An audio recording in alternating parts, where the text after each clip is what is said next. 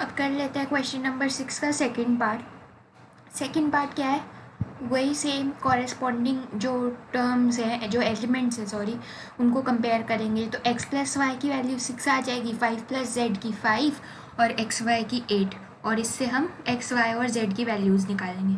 तो कैसे करेंगे, देखो 5 plus Z is equal to 5, obvious है जेड तो डायरेक्टली ही निकल जाएगा, तो वो निकाल लिया।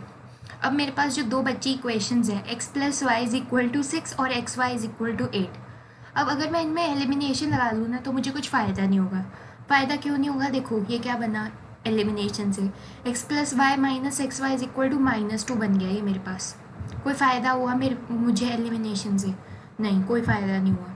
तो अब मैं क्या करूँगी, ऐसे केसेस में सब्सटीट्यूशन मेथड काम आता है। ठीक है, जब x प्लस वाई हो एक और दूसरा एक्स वाई हो, क्योंकि एक एडिशन में है एक मल्टीप्लिकेशन में, तो हम क्या करते हैं बेसिकली, हम जैसे मेरे पास हो suppose a plus B is equal to 5 और A B is equal to 2, तो मैं b की वैल्यू निकाल लूँगी। b क्या आएगा, 5 माइनस ए, और वो दूसरी इक्वेशन यानी कि A B is equal to 2 में b की वैल्यू पुट कर दूँगी। ये क्यों करते हैं हम, पुट करने से क्या होता है, a into 5 minus A is equal to 2 मेरे पास बन जाएगा। अब देखो मेरा पूरा का पूरा जो क्वेश्चन है वो a के टर्म्स में आ गया, यानी कि मेरा पूरा का पूरा क्वेश्चन एक वेरिएबल में आ गया।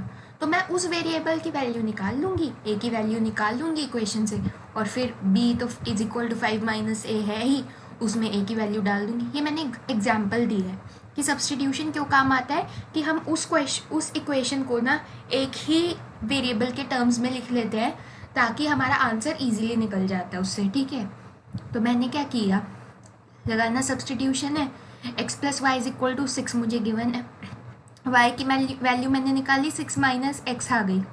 अब गलती एक और मत करना, ये मत करना कि x प्लस वाई की वैल्यू अच्छा 6 आ गई तो y is equal to 6 minus X हो गया, इसी के अंदर ही y की वैल्यू 6 माइनस एक्स मत पुट करना, दूसरी इक्वेशन में y की वैल्यू पुट करना, जो एक्स वाई वाली इक्वेशन है उसमें y की वैल्यू पुट करना। सब्सटीट्यूशन में हमेशा दूसरी जो सेकेंड इक्वेशन बनती है उसमें जो वैल्यू निकली होती है वो डालते हैं। ऐसा क्यों करते हैं, क्योंकि अगर मैं इसमें डायरेक्टली y की जगह 6 माइनस एक्स डाल भी दूँ तो मेरे पास देखो क्या आएगा, x से x कैंसिल हो गया, 6 इज इक्वल टू 6, इससे ना तुम्हें x की वैल्यू मिली ना y की, कुछ फ़ायदा नहीं होगा इससे, इसलिए हमेशा दूसरी इक्वेशन में डालना। ठीक है, दूसरी इक्वेशन में मैंने y की वैल्यू डाली तो मेरे पास क्या आ गया, X Y is equal to 8 था, अब क्या हो गया, x into 6 minus X is equal to 8, brackets हैं तो पूरे से मल्टीप्लाई करना पड़ेगा x को, 6x minus X square is equal to 8 आ गया। ठीक है ना, अब मैंने एक्स स्क्वायर मुझे पॉजिटिव चाहिए है ना, क्योंकि क्वाड्रेटिक इक्वेशन में एक्स स्क्वायर पॉजिटिव पे ही काम करते हैं हम, तो मैंने एक्स स्क्वायर और 6x को राइट साइड पे भेज दिया, फिर मैंने एक्स स्क्वायर को आगे कर लिया, पूरी प्रॉपरली अरेंज कर लिया ना इक्वेशन को, X square minus 6x plus 8 is equal to 0 आ गया। अब हम सिंपली मिडिल टर्म स्प्लिटिंग करेंगे, कौन सा ऐसे दो नंबर्स है जिनको मल्टीप्लाई करें तो 8 आता है और माइनस करें मतलब ऐड वगैरह करें तो उससे मेरे पास -6 आता है। ऑब्वियसली 2 और 4 ही हैं, लास्ट में साइन पॉजिटिव है, मतलब दोनों के दोनों या तो नेगेटिव होंगे या दोनों ही पॉजिटिव होंगे। मतलब क्या होता है, अगर हम दो पॉजिटिव नंबर्स को मल्टीप्लाई करें तभी प्लस वाला आता है, या दो नेगेटिव को मल्टीप्लाई करें तभी प्लस वाला आता है। माइनस प्लस भी माइनस होता है, प्लस माइनस भी माइनस होता है, तो ये बात तो ऑब्वियस है कि जो 2 और 4 है उसी के कॉम्बो से ही 8 आएगा और उसी के कॉम्बो से ही 2 4 6 आ सकता है ना। तो ये बात तो क्लियर हो गई कि 2 4 या तो पॉजिटिव होंगे या नेगेटिव होंगे। अब बीच में -6 है, अब -2 -4 से ही -6 आ सकता है, +4 +2 से तो -6 तो नहीं आएगा ना, ये बात तो ऑब्वियस ही है।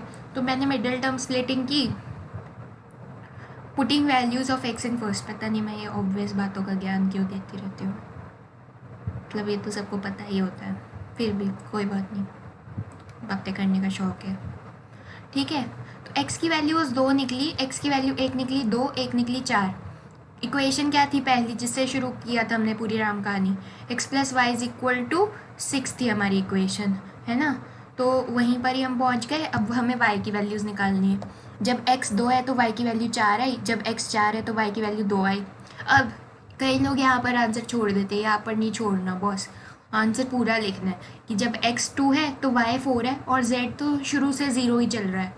या फिर और क्या हो सकता है, जब x4 होगा तो y2 होगा और z तो तब भी 0 ही रहेगा।